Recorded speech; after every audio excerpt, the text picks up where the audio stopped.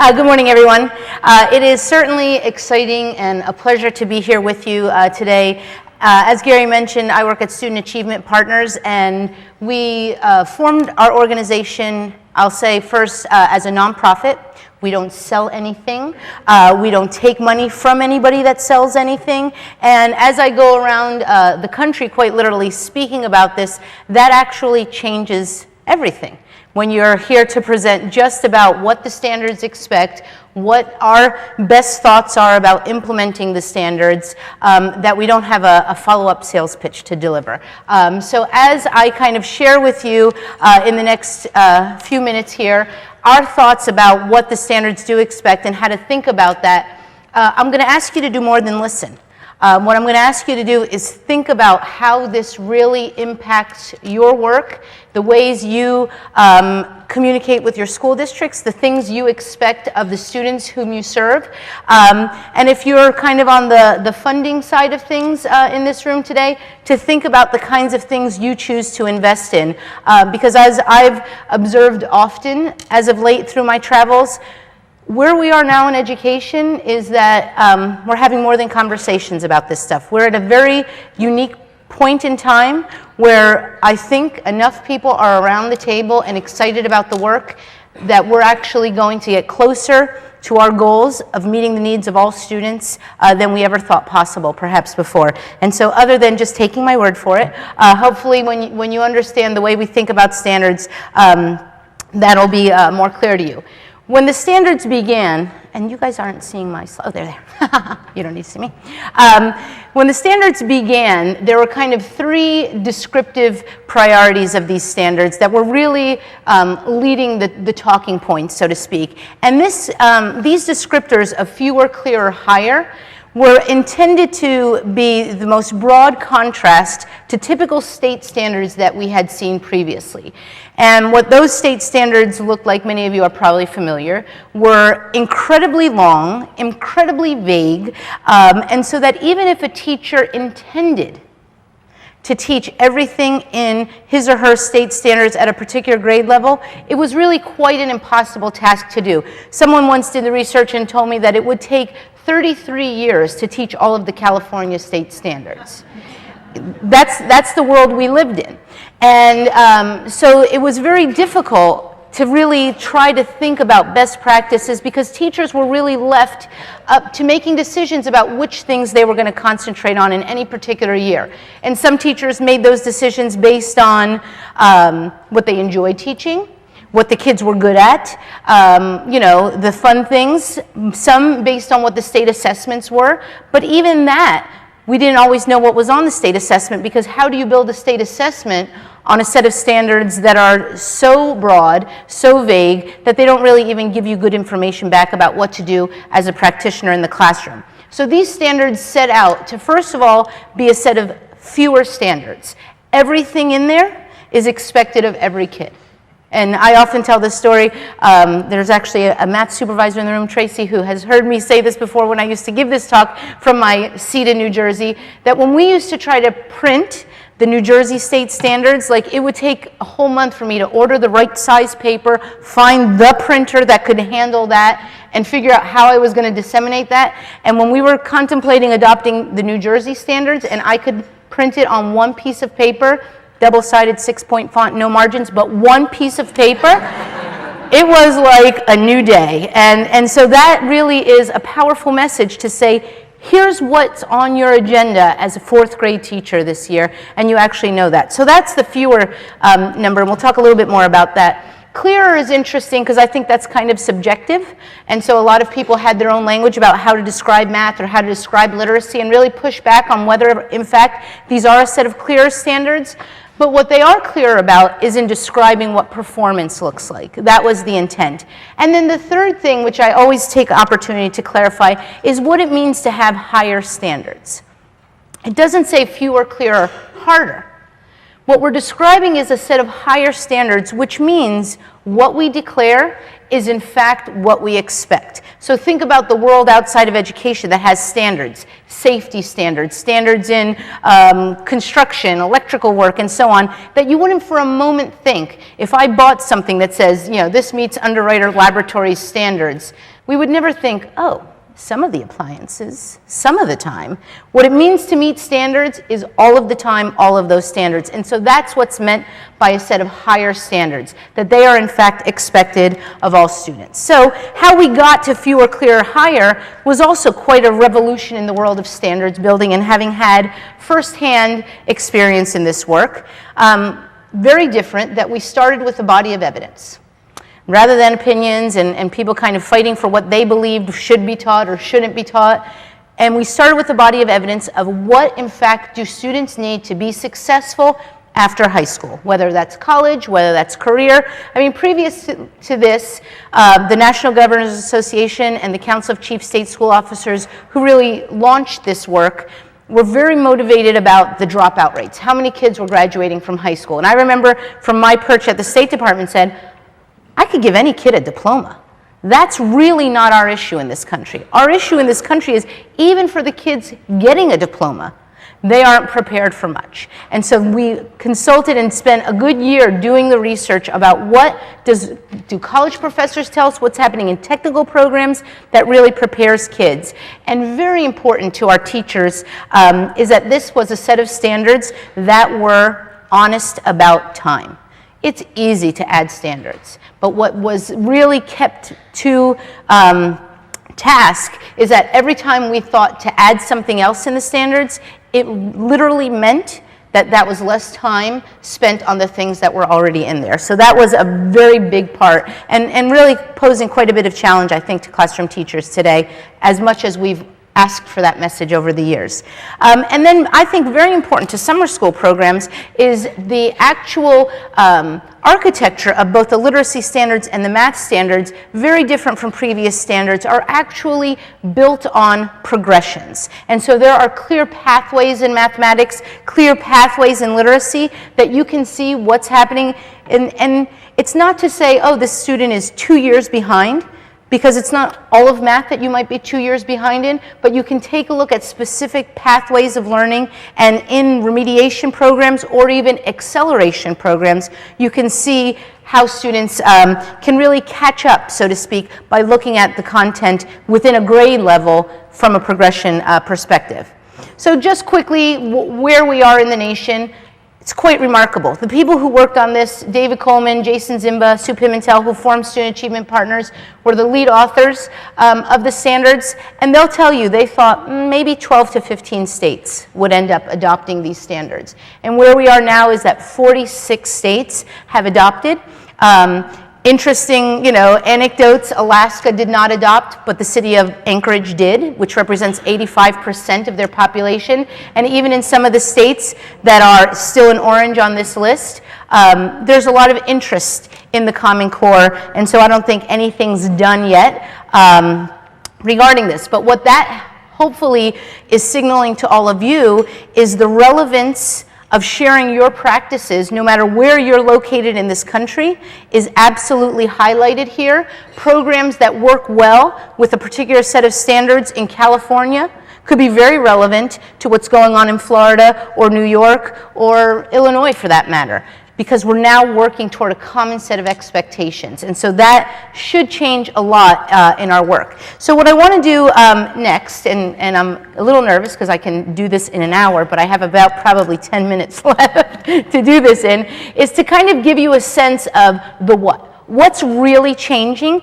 and even from our perspective that we know the standards really, really well, we don't talk about the little individual details of the standards. Whether we're talking to classroom teachers, whether we're talking to state or district policy leaders, we've kind of come up with this approach to the standards and understanding the standards from the perspective of major shifts. What's really changing in classrooms, in literacy, and in math. And we very purposefully hone this message to be about 3 things in literacy and 3 things in math. And that's because we don't want any of you, teachers, school leader, to have to look up what's changing in the standards. These are things that we think we can expect everybody to just kind of internalize and know this much about the standards. It's kind of like understanding the forest from the trees. If all you understand is the little things that are changing, you're not getting the big picture about what's changing to prepare all students for life after high school.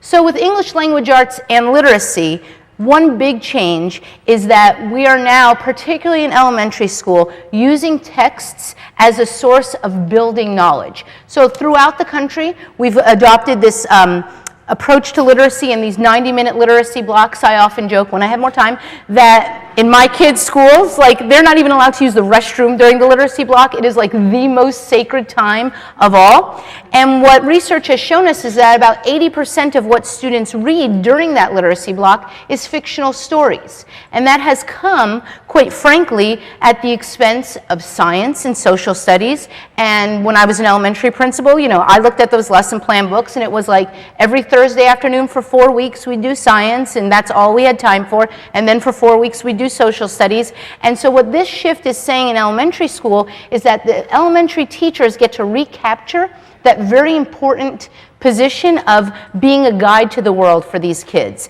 through the text that they read. So the shift here is that about half of what students are reading should still continue to be stories. That's very important and often mischaracterized as far as the standards. About half of what they read should be stories, but about half of what they should read should be informational text that they actually can build an understanding of the world around them through what they read. Again, keep in mind that this idea of getting kids ready for college and career is not a senior year issue anymore. It's not a high school issue anymore. These standards are built as a progression toward getting kids ready. And so that's the first shift. The second of these shifts has to do with what students do with the text they read. And it's just almost funny how often we immerse students in a text, and then in response to text, they read something, they write something, they build something, they talk about something that, quite frankly, doesn't require that they read the text at all. So one of our common examples that we talk about often is Lincoln's Gettysburg Address. And a very common thing that students do or prompted to do in response to that is write an essay about, have you ever been to a funeral? What did that feel like? Like, we could all write that essay right now. Maybe we know Gettysburg Address, maybe we don't, but we can respond to that. We do this a lot in education. I was watching my niece a couple of years ago, and she was required as a junior to read Beowulf, and we spent the weekend making a three-dimensional model of a mead hall. She got an A. I don't think she read the story. She told me she did. I don't think she did, because we don't actually require it. So this is very much a shift.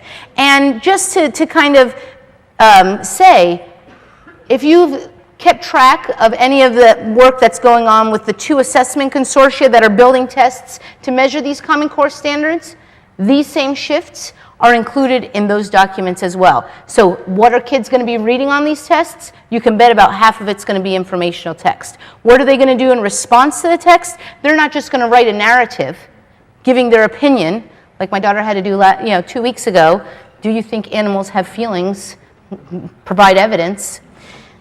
I don't know. But I mean, that's not what we're going to see. We're going to see the call to pull evidence from the text, because that's the skill of college and career readiness that we start building early on. And then finally, and probably the most challenging, and I can only guess that this is where, if you have close partnerships with the traditional school year providers, that this is where they're going to be most challenged. And that is to say that what these standards expect of kids is not just a set of skills, but a set of skills in relation to a particular level of text complexity. So on grade level text, we can call it that. It has as much to do with vocabulary, syntax, sentence structure, as well as concepts and that kind of thing.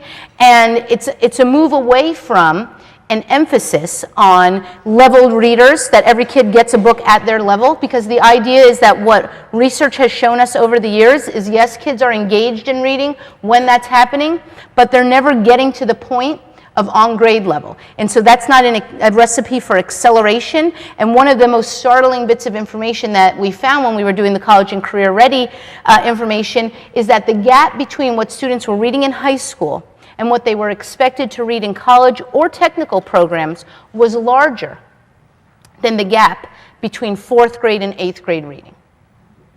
So imagine giving a 4th grader what an 8th grader typically reads, and that is less of a lift than what we were asking college students, again, kids who earned a diploma, to do when they made it. And so we wonder why is it that so few kids persist in college to actually earning a degree? It's not because they can't read. It's because so often they've been given the wrong things to read and certainly the wrong tasks to write. And this, we get all kinds of feedback from college professors about that. So moving on to math, there are also 3 shifts in math. So literacy, hopefully we're thinking informational text, writing and speaking in response to text, and raising the complexity of what students are in fact reading, and that takes practice. I mean, you can think of it as an exercise, that the more you do it, the stronger you get, and the goal there is increasing independence. Not that we just throw these texts at kids and they can right away do them, and they're going to need support and so on, but with increasing independence, increasing complexity of text. So moving on to math, there is a clear idea that there is one big shift in math, and that is this notion of focus. You've probably heard, if you've been in this educational reform conversation for a bit, that our curriculum in math across the country has often been described as a mile wide and an inch deep. And, you know, I have 2 kids, true confession, they're in 4th and 2nd grade this year. Last year, I spent 1 month scanning my daughter's homework every night and made a PowerPoint presentation out of it. And it would have been nice if it was intended to be a joke. It actually wasn't. And it was like this idea that every day there was something else. Every week we completely shifted gears. And it's really hard for kids to get any sense of confidence, any sense of understanding, because quite frankly, in this country, and we have research that proves this, we believe kids are born good at math. Only in this country does such thing happen, but you know, we had this Human Genome Project. I don't think it identified a math gene. And it turns out that what we can learn from others is that the way you get good at math is you actually work at it. And it's very hard to work at a curriculum where every week we're racing through. And this is what this isn't at all at the blame of teachers. This is what they're given. This is the way our standards were built. This is the way our tests were built, to really value the superficial coverage of mathematics. And so the very first and most important thing that we need to do in math is to focus.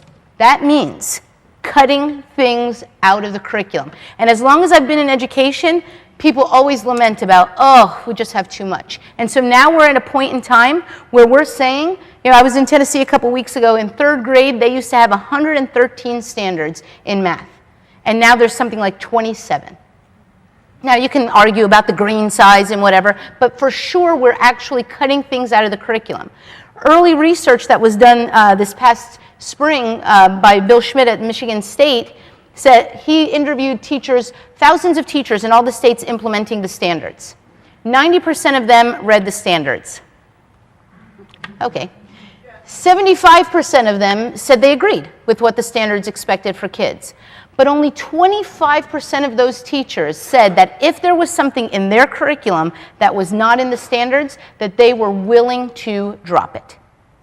And I'm just telling you, we aren't going to get to what we need to get to in math proficiency for students if we keep doing more and more and more. My mother's a 3rd grade teacher, and her first year teaching 3rd grade was about 3 years ago. She was a 5th grade teacher for a long time before that, and I told her, if you really love math, and she told me she did, you should teach 3rd grade, because it's like the greatest place. Kids learn fractions, multiplication, division. It's so much fun. And so she talked to me after the first time she did fractions with the kids. And she said, I tried this lesson, and the kids couldn't grasp the way I was teaching it. So she did what we would hope all good teachers would do. She consulted with her 3rd grade team, and they literally said to her, oh, don't worry about that. We just touch it. Next week we'll go on to something else. And that's how that's not bad school, high-performing school, by the way, great, and that's just how we do it. I mean, you know, I remember my daughter last year in 3rd grade at the bus stop. She said, "Mom, is it Monday?" I said, "Yes." She goes, "Thank God we're done with fractions." And I reminded her that she's not done with fractions in 3rd grade after 1 week. But anyway, that's just how we teach it. So the standards demand something very different, because the message is, we don't just want the best and brightest kids getting these math skills. These are math expectations actually expected of all kids. And interestingly, when we say, like, what is the focus in math, this is what we're talking about. And I, as often as I talk about the standards, haven't found anybody who argues with me that these concepts in math should in fact be the major work of math in these grade levels. And so our expectation is that wherever your students are and that you're supporting, you should know that these are the big things that you have to deliver on, at the expense of delivering on the little things. Like, if kids know K2, addition, subtraction, measurement using whole number quantities, that's going to get them very far. If instead of doing that, and I'll be a little facetious here, if instead of doing that, they know how to create a bar graph, graphing the number of colors of M&Ms in a bag of M&Ms, like, that's not going to help them that much. This is what's going to help them a lot. And so if they get this, there's all kinds of other things that you could do with them, but never at the expense of this stuff. So if I was running a summer program, like, for sure, all of the activities, because you can get really rich and really deep. None of this is saying, go back to worksheets, go back to drills. This is about hands-on applications, rich experiences with the major concepts of math, so that kids can really experience that. And that's the big message. And by the way, when you think about the connection to assessments, the assessments are going to give teachers absolute permission to focus on these things, because the way these blueprints are building up right now, 70% of the tests are going to be on these things. You can't game it like the way you can game tests now. You have to get these things.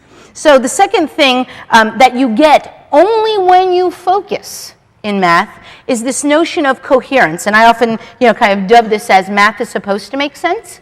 Right now, we don't have time in our curriculum for sense making. Everything is taught as separate, discrete things. 1 week, the next week, the next week. No time for connections, no time for sense building. And so the idea that's built into the standards is that teachers, educators across should be thinking about how the work they're doing that year connects to prior understanding from previous grades, but also connecting it to work within a grade. So in 3rd grade, of course, there is an expectation that students are constructing bar graphs, as an example. But when they're constructing bar graphs, they're linking it to the major work of the grade. So a teacher might ask them, based on this bar graph, how many more times red M&Ms do you have versus brown M&Ms?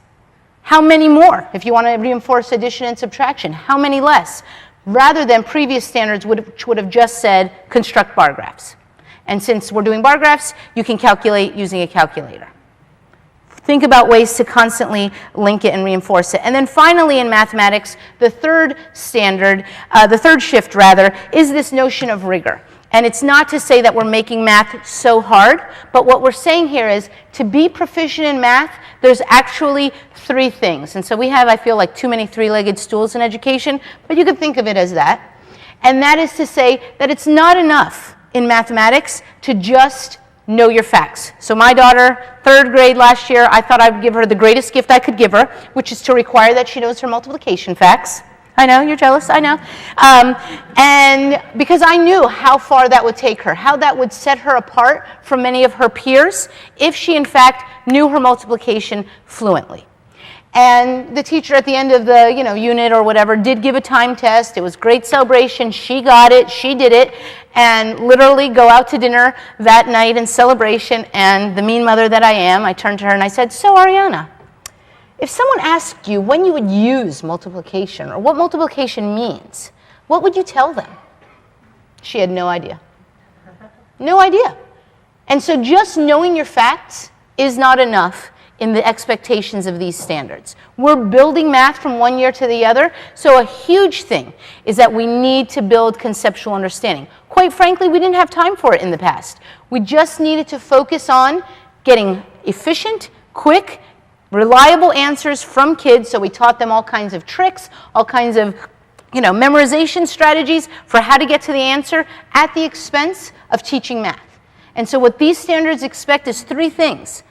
Teach conceptual understanding. Yes, expect procedural skill and fluency. So there are some things that kids need to know from memory, including multiplication, but they also need to be able to apply their math to rich, real-life situations. And so all 3 of those things you'll see as expectations coming down. So my intention is to give you guys this PowerPoint, and so these are all links here, and I would just tell you that Achieve the Core is our website. You'll see right on there that you can steal anything. That's our intent. We don't even have it's like bland as this PowerPoint, so that you can own it, say you wrote it, we're all good with that. 2 other great partners in this work has been the PTA. The PTA has released grade by grade in English and Spanish. Here's your guide to 3rd grade math. Here's a parent's guide to 5th grade literacy. If you haven't looked at that resource, I would encourage you to do that. And the other one, similar parent resource, is the Council of Great City Schools, who also have created parent roadmaps for the standards, also in English and Spanish, that include example tasks as well as a description. And that is all I have. I think I was pretty close, pretty close.